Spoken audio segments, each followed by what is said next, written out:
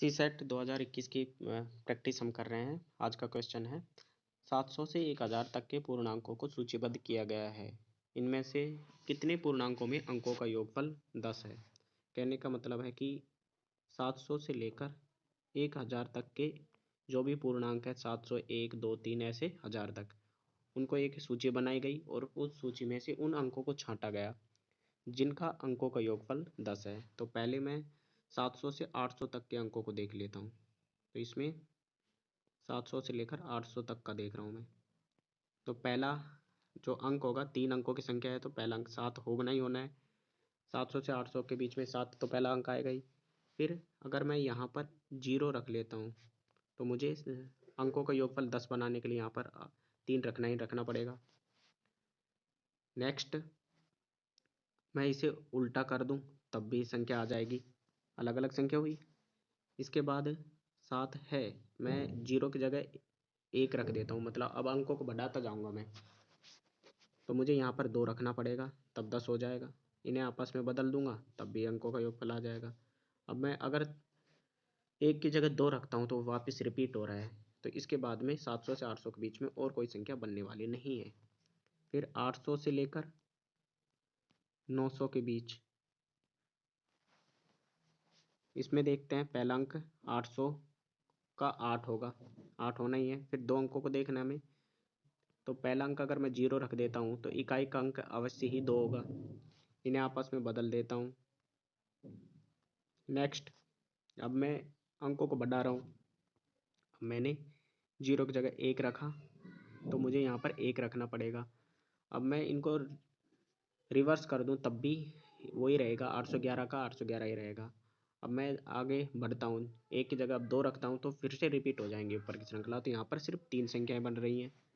Next 900 से 1000 के बीच में चाहिए हमें। तो इसमें क्या है, पहला अंक 9, फिर 2 अंक चाहिए हमें। अगर मैं यहाँ पर 0 रख देता हूँ तो मुझे अवश्य यहाँ पर 1 रखना पड़ेगा। मैं इन्हें आपस में बदल देता हूँ। अब 0 के बाद में मैं 1 रख दिया तो ये रिपीट होने लगेगी संख्या। जैसे मैं अगर बढ़ाता हूँ तो ये वापस से आ गया। 1 की जगह 2 रखता हूँ, 9 और 2 11 हो जाएगा। तो ये काम नहीं करने वाला। तो यहाँ पर 4 संख्या यहाँ पर बनी है, 3 संख्या यहाँ पर बनी है और 2 संख्या यहाँ पर बनी है। तो टोटल 9 संख्याएं बनेंगी। नेक्स्ट क्वेश्चन, यदि 3 की पावर 2019 को 10 से विभाजित किया जाता है तो क्या शेष रहेगा। हम क्या कर सकते हैं कि जो पावर के खेल होते हैं ना, इसमें हम सीधे सीधे भाग देके जो रिमाइंडर बचता है उसी की पावर ले लेते हैं और जो लास्ट में जो आंसर आता है वही शेष बचता है। जैसे अगर 3 की पावर 2019 है तो इसमें मुझे 10 का भाग देना है। एक समझाने के लिए, जैसे मुझे a की पावर m है, इसमें b का भाग देना है। तो जो a में डायरेक्ट b का भाग देकर जो रिमाइंडर बच रहा था, a में जो भी मैंने भाग दिया और रिमाइंडर मान लो कुछ भी बच रहा था, x मान लो, तो x बच रहा है तो x की पावर m निकाल लेंगे और यही हमारा आंसर है, लास्ट में रिमाइंडर देगा। इस क्वेश्चन में भी यही करना है। 3 की पावर 2019 की पावर के में भाग देना है 10 का। हम 3 में अगर 10 का भाग दें तो 7 आता है, तो 7 माइनस का 7 आता है। यहाँ पर रिमाइंडर माइनस और प्लस दोनों को ले सकते हो। तो जो 7 होता है ना वो बहुत बड़ा है, इसे कैलकुलेशन टफ हो जाती है, इसलिए हमें थोड़ा सरल बनाने के लिए इसे क्या करेंगे, थोड़ा मॉडिफाई कर लेंगे। 3 की पावर 2019 को 3 की पावर 2018 मल्टीप्लाई 3 की पावर 1, क्योंकि जो मल्टीप्लाई में होता है वो जुड़ जाती हैं। तो 3 के 2 के 2018 प्लस 1 2019 हो रहा है। ठीक है। अब एक और कंसेप्ट यहाँ पर होता है, a की पावर m की पावर n होता है ना, तो ये इसे ऐसे भी लिख सकते हैं, m गुणा n, ये भी लिखा जा सकता है। तो इसी कंसेप्ट का हम प्रयोग करने वाले हैं। अब मैं क्या करता हूँ, 3 की पावर इसे बड़ा कर लेता हूँ, 2 ले लेता हूँ। 3 की पावर 2, तो 2 ले लूँगा। और फिर जब मैंने कहा कि m क्रॉस n होता है तो ये 2018 2 गुणा कुछ मल्टीप्लाई है, तो मैं 2 का सीधा भाग दिया मैंने 2018 में, तो ये कितना आएगा 10, 0, 9। यही आना है।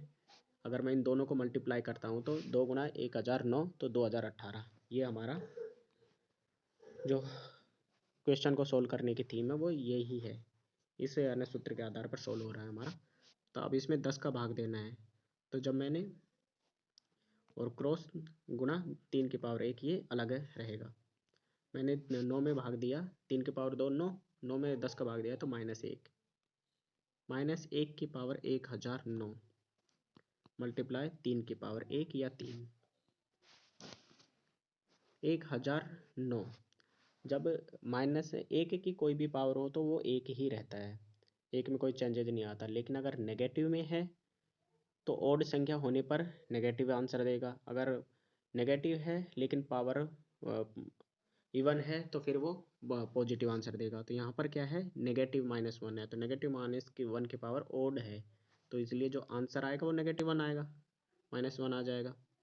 -1 मल्टीप्लाई 3 की पावर 1।